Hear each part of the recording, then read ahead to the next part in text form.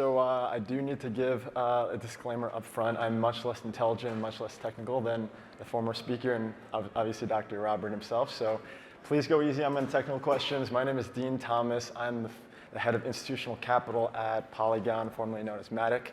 Started my career in traditional finance. I was a Goldman guy in Blackstone Private Equity. I ran a small fund, and here I am. So just a quick show of hands. Who here has played around with MetaMask and DeFi? And OK, cool. So we have a pretty nice crowd. I had to check, because we spoke at Ernst & Young last week, and not as technical as this crowd, I'm guessing. So Polygon overview, what are we? Basically, if you played around in DeFi in Ethereum, you'll know that the gas fees are not super fun. If you're moving money around even small amounts, it doesn't really make sense to pay $100 plus to transfer 10 bucks from one wallet to another. And so 3 guys, the co-founders based in India, formed a project called Matic back in 2017, which solved this problem to the best of their degree. So the same transaction that you would do that would cost $100 on ETH today costs less than a penny. So as you can imagine, a lot of the things that theoretically worked on Ethereum are actually practically working on Polygon today. So this is just a quick comparison of the different costs for the major chains versus Matic, aka Polygon. And the Polygon solution, so how do we approach things? So instead of taking the approach of, hey, we have the answers, we know everything, and we are the best, we like to work with other people. We like to incorporate other technologies into our protocol. And in case you guys did not see, we did the first ever M&A transaction, which I'm proud of as a former banker, in the space, $250 million acquisition of Hermes token for token, consummated with a smart contract 3.5 to 1 swap. Polygon Studios. So recently, our founders have really put a focus on gaming and NFTs and metaverse. The reason for this, and this is just my theory, so please don't quote me on this, but is I think that if you follow Maslow's hierarchy at all, you'll see that the top bucket is self-actualization, right? So if you watch Ready Player One or any similar movie, you will realize that self-actualization in the meat suit world is significantly more challenging and much higher friction costs than if you did it in a metaverse, right? In metaverse, all you have is internet connection and your input-output devices, and you can basically become whoever you want to become. So this is the same reason why I'm here allowed to be on stage in a t-shirt and tattoos exposed, as opposed to 50 years ago, I'd have to be in a suit and tie, pretend like I had a lot of degrees, I knew what I was talking about. Whereas now, it doesn't really matter, right? If you have intelligent things to say, you can create things of value, then people want to talk to you and listen to you. So in a metaverse, you can have crazy hair, you can be big, fat, small, big, like any size, shape, species you want. And as long as you're someone that people want to interact with, they will find a way to find you. So Polygon Gaming, we carved out earlier this year $100 million from our balance sheet to support early gaming and NFT projects. Namely, either if you want to build on us, we're able to supply small grants, or you want direct investment from us, we are now capable of cutting checks directly from our foundation. And the cool thing is, a lot of these gaming studios, whether the Web 2.0 looking to go to Web 3.0 or Web 3.0 native, they have come directly to us and said, hey, we'd want to work with you. We don't want to talk to these money guys who just supply money and say they have this value add. You guys have an amazing engineering team that helps us onboard any problems we have. We have direct Telegram access to you guys. And so they want to do the really early pre-seed and seed rounds with us, which is really cool. And so now that we have a dedicated pool of capital to do that, we're very excited to move forward and help actualize those creations. Market and Polygon Metrics. So just as a quick comparison of the daily transaction volume of base ETH against us. So right now, we're around 7 times the daily transaction volume of base layer ETH. And as you can imagine, as a lot of these centralized players who use a lot of Ethereum and cover a lot of Ethereum costs for their user base realize that we are very, very much cheaper. They'll start transitioning over to Polygon Mainnet, and we're happy to do that. So as I said at the Ernst & Young talk, if some of you were there, I was speaking with a major centralized borrow-lend protocol who has spent millions of dollars year to date to cover their free withdrawal and deposit capabilities for their users. They did their same calculation and said, hey, if we did everything on Polygon Mainnet, how much would that have cost us, right? So the current number, I think, was something around, they spent around $10 million year to date. They did the calculations, back of envelope, it came out to $300. So that's the difference in P&L, which is not insignificant. And from a business standpoint, it's just also practical. Active addresses, similarly, we've seen 11,700% growth since April, daily active addresses. And Polygon today, right? So we are essentially, you can consider us as a large conglomerate of Ethereum scaling solutions. We want what's best for Ethereum base layer. And if you guys want funding or investing, you want to build on Polygon, whether you're a gaming project, metaverse project, NFT project, DeFi project, we can find a way to fund you. If you guys are motivated and excited and capable, we will find a way or make a way. This is just a detailed slide on our acquisition that I mentioned earlier, $250 million. We were actually supposed to announce a pretty interesting deal that is perhaps more interesting than this one on stage today, but our lawyers say I need to wait one more week, so sorry about that.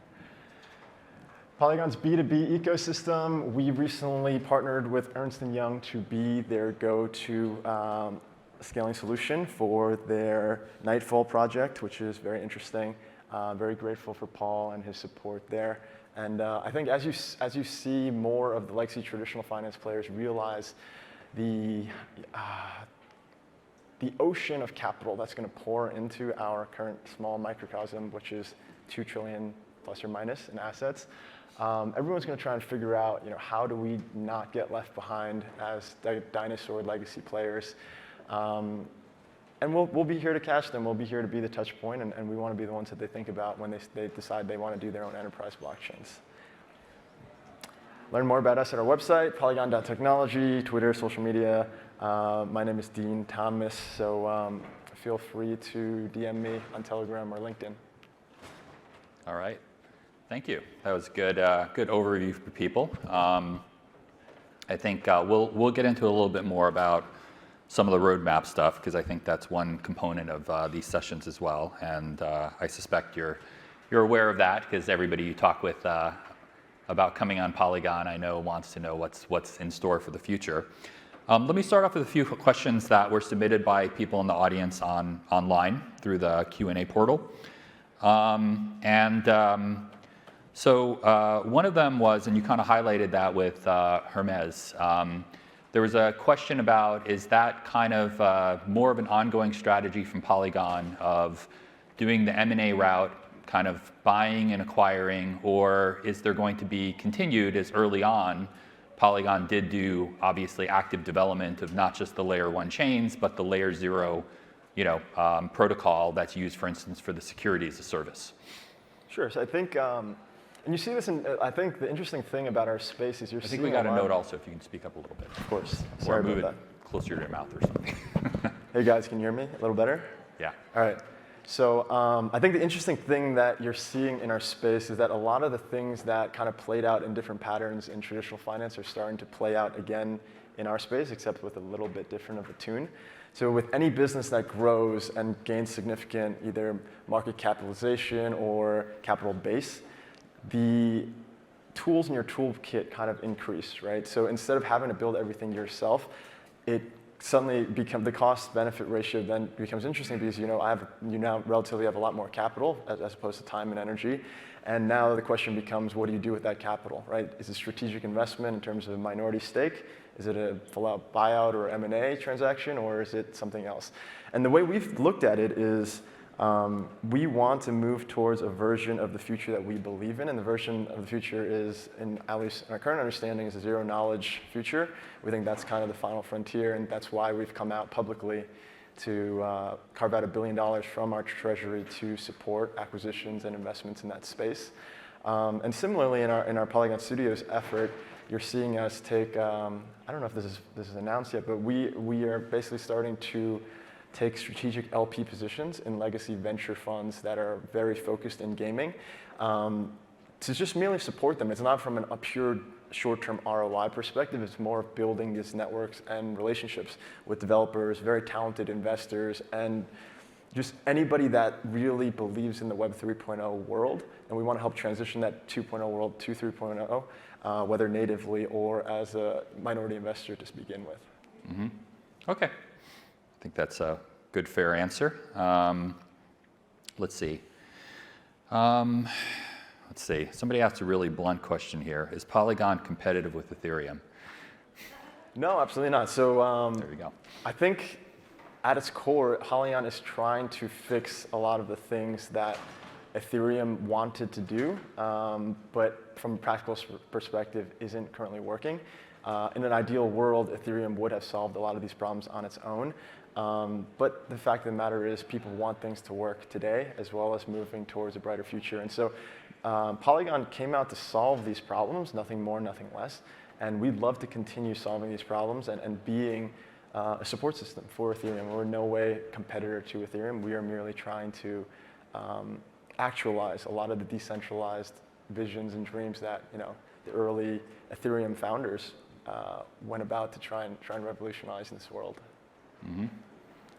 Yeah, I mean, one thing that strikes me when you go through, I mean, from what I've known in the past, as well as when you go through the presentation, there's kind of a business development first mindset around Polygon, and it's good. We need to have, we definitely need to have that as well. And given the rapid growth of the market cap, there's a lot of funds available for doing that. So I think a very useful chart to show of the transaction volume moving over and so forth.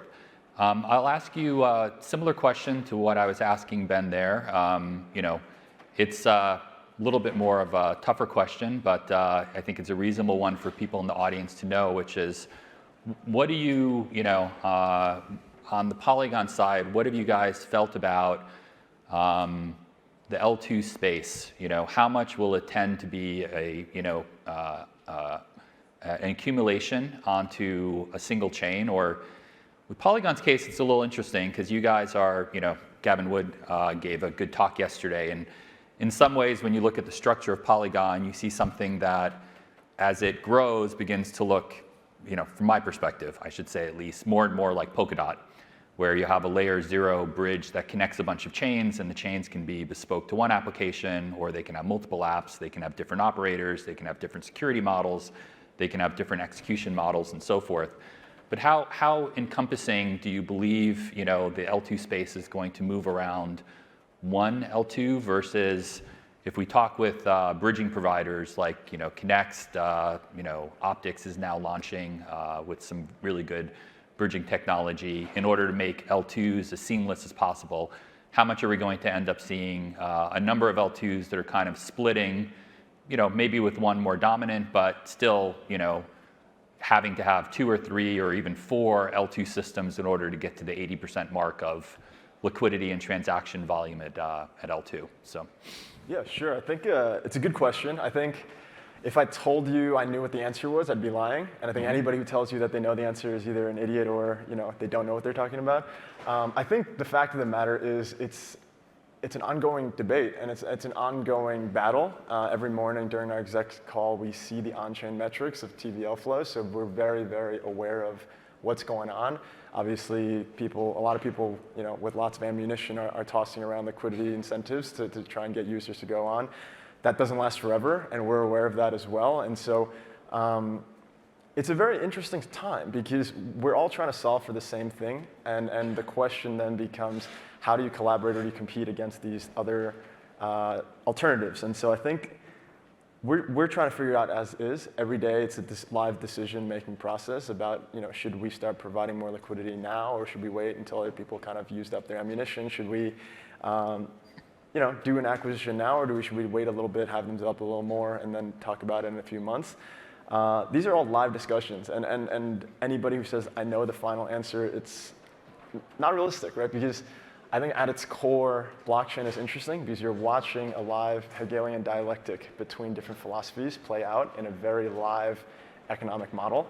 And so there's no textbook telling you, like, this is what happened. Actually, the textbook will be written based upon kind of hindsight bias of saying, hey, it should have always happened this way. But the fact of the matter is, day in, day out, we are in battle, we are in competition, and we are very actively trying to compete and win in every capacity, using every resource that we have. And so it's not easy. We don't have the answers to everything, but we're trying our best and trying to make the most sensible decisions we can with the resources that we have. Yeah, and you guys have been doing a good job of it. You know, a couple of years back, that was really considered to be a huge problem, and it was thought that the only way to solve scalability was get Ethereum 2 to 1,000 shards and do all of this stuff at layer 1. It's a lot more realistic, I think, to have layer 2 and for layer 1 to be pretty agnostic of it. So I'm personally very happy with the way the world has been moving, and definitely having competition among people trying different models is a very important part. And you guys are, you know, like you said, it's early on, and one of the signs for me of that is, you know, when you look at a company like Facebook and it went out, it took a couple of years before it even really figured out a revenue model. I mean, it launched, it was multiple billions and didn't know what was happening. And, you know, like Polygon, it's, you know, it's great to show that your transaction fees are orders of magnitude lower, but, you know, if your transaction volume doesn't match that plus 10x, then the fat protocol thesis kind of falls apart and you're not getting revenue in. So, you know, we're going to see an evolution. The first, you know, kind of land grab right now and push is to get the transaction volume up, get people working so that blockchain can really handle the massive influx of new users, and then we'll see, you know, what the winners are able to figure out. And for us all, it's good to have competition among a few. You know, generally that's the best way for the story to go. Let's see. I think those were the main questions. I guess similar last question there was, you know, there is this role of operators and kind of, you know, potential centralization risk around it. You guys have a lot more complicated system with many, many chains, but could you say a little bit about, you know, opportunity and, you know, what does the space look like for people who want to participate, not as users, not as applications, but who want to participate in ensuring the operation and of the network as a kind of node operator? Yeah, absolutely. So we've gotten this question a bunch. We currently have 100 validator nodes. The reason why that number was picked is because it's kind of like a good balance between decentralization but also ability to get things done.